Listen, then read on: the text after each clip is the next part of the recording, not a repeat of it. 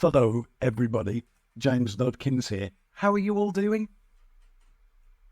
Wow, really? Yeah, this is pre-recorded. I can't hear. Anyway, Steve Towers has asked me to talk to you about something customer experience-y. That customer experience-y thing is going to be the CX6. So let's dive in. Okay, so the CX6, let me tell you what it is. First of all, there's two parts of customer experience, the way that I look at it. There's the what you do and there's the how you do it. So the what you do is that outcome, that successful customer outcome. That's what you need to deliver. Now, the how you do it is the experience, the journey. And the CX6 are 6 elements that you tend to find in really good customer experiences. And they are easy, fast, convenient, trackable, personalized, and predictive. So easy, reduce the number of customer steps in an experience. Fast, achieve the desired outcome quicker than a competitor or quicker than they can do it for themselves. Convenient, deliver the experience in the time and place that best suits the customer. Trackable, give transparency of process and progress to the customer. So essentially, let them know what the process is going to be and then let them see where they are in said process. Personalized, make the experience unique and predictive. Anticipate needs and problems and capitalize on them or remedy them. So there you go, the CX6. Let me take you through them one by one. Make the experience have the least friction possible. Maybe go through the least steps possible to achieve my goal. Make it simple. Make it an efficient customer process. The best example I've got of this is the one-click buy with Amazon. It is so easy to do.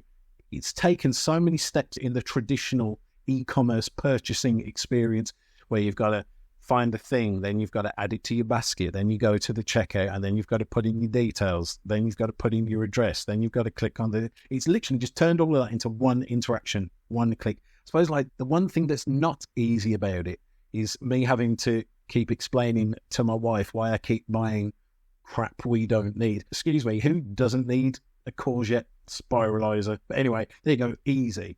Fast. Help me achieve my goal quicker than a competitor can, or faster than if I were to do it by myself. So there's lots of backwards and forwards when it comes to customer experience. The customer does something, then we do something, then the customer does something, then we do something. If we can make our internal process a lot quicker, it makes the entire experience a lot quicker. Best example of this is from a company called Lemonade. They hold the world record for the fastest insurance acceptance and payout. So there you go. Any guesses as to how fast that was? No? Oh, no, not that. If I told you it was 3 days, you'd probably be very impressed.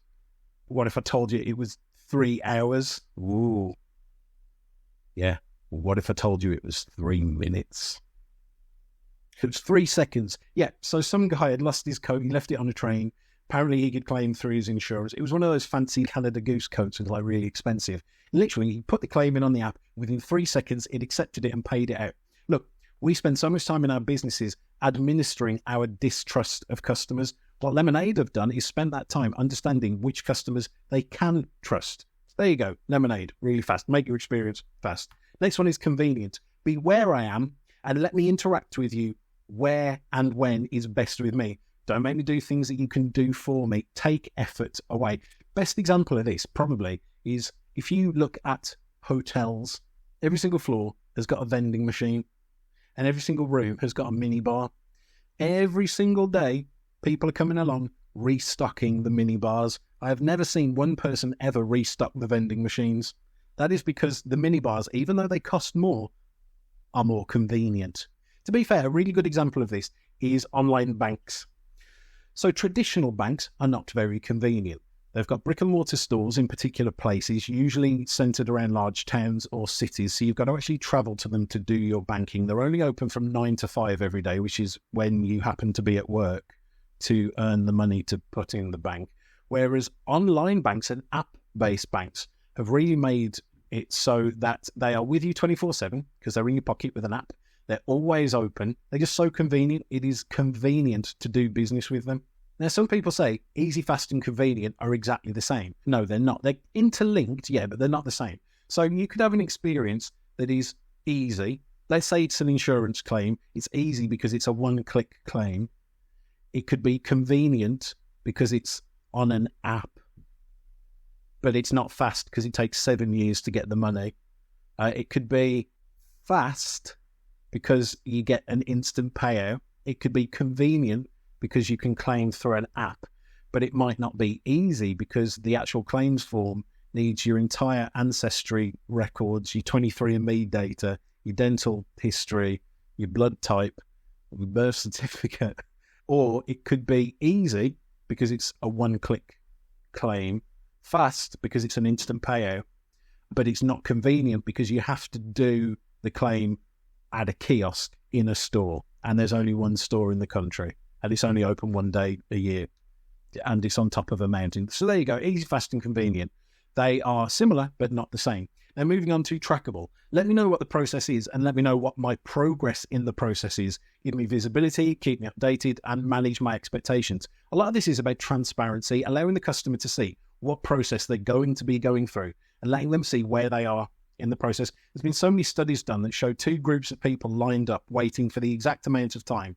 The people that get told how long they're going to wait tend to underestimate how long they actually did wait. The people that don't have their expectations set, the people that don't get told how long they're going to wait, tend to overestimate how long they actually waited. So it's all about managing those expectations. Best, absolute 100% best example of this is the Domino's pizza tracker. It's just the best example of this completely in the world ever. It shows you the exact process you've got to go through. It shows you exactly where you are in said process. There we go. Personalized. Know me, know my preferences, and shape my experience accordingly. Make it mine. Make the experience completely unique to me, or at least make it seem that way. There's a really good example of this that comes from a guy called Shep Hyken. You may have heard of the guy. He travels around the world talking about customer service, and he's a legend in the game. He's a real road warrior, spends a lot of time out on the road at conferences talking. He used to before the COVID thing, but anyway, spends a lot of time out on the road talking to people about this stuff. And he told me this story one time that he went to a hotel.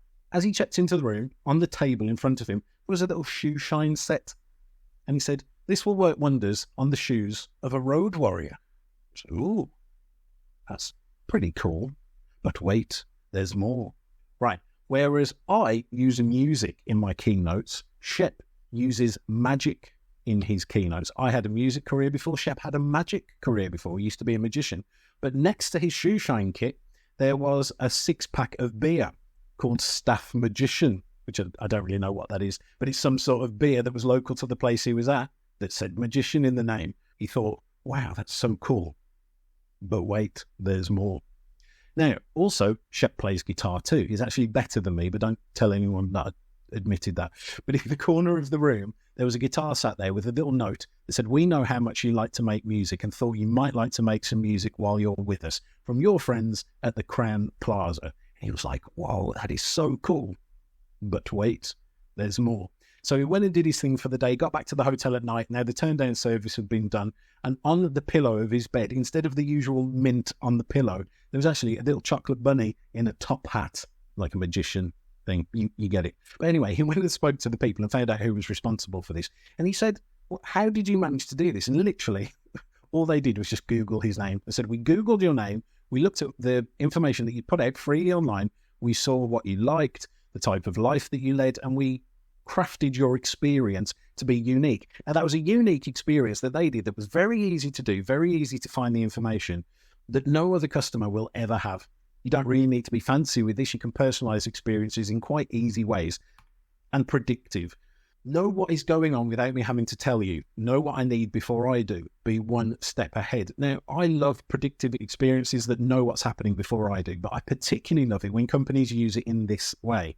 When companies predict that certain things happening in an experience will cause dissatisfaction. Now, predictiveness breeds proactiveness. So what these companies do is once they have predicted that, oh, this thing has happened in the experience, you're probably not going to be very happy, they proactively put it right. They reach out before you have a chance to complain and put it right. They compensate in some way. So Deliveroo here, they have predicted that if your food is delivered after a certain period of time after they have said, you will be dissatisfied. So what they do is if that happens, they will proactively reach out, apologise and give you some sort of compensation. There's an example here from a company called Bulb, which is an energy company in the UK. And essentially, the lady here, Victoria, waited more than 6 days for a reply. And so they said, okay, we're going to credit your account with £10. You didn't have to ask us to do it. We just are being proactive and putting it right before you have a chance to complain. Now, the idea here is fix the experience in the experience. Don't wait for the complaint. Only 4% of dissatisfied customers are going to complain. The overwhelming majority of the rest of them are going to vote with their feet. If you're only fixing problems for the 4% of the complaint, you're missing a massive opportunity. So there you are. That is the CX6. Easy, fast, convenient, trackable, personalized, and predictive.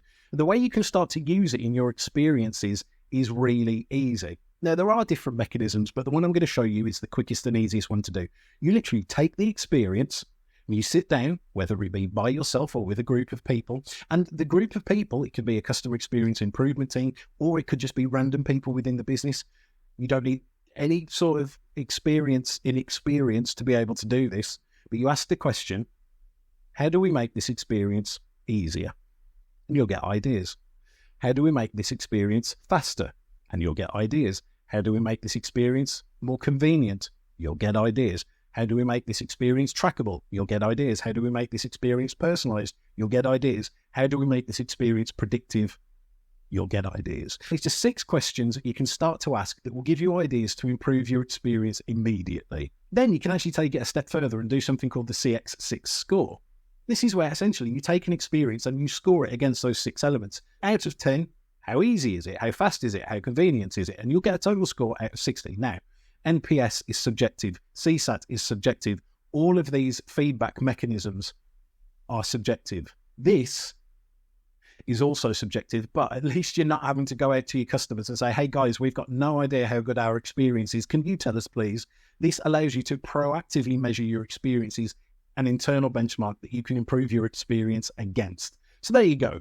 The CX6 and the CX6 score. Easy, fast, convenient, trackable, personalized, predictive. Try it yourself today.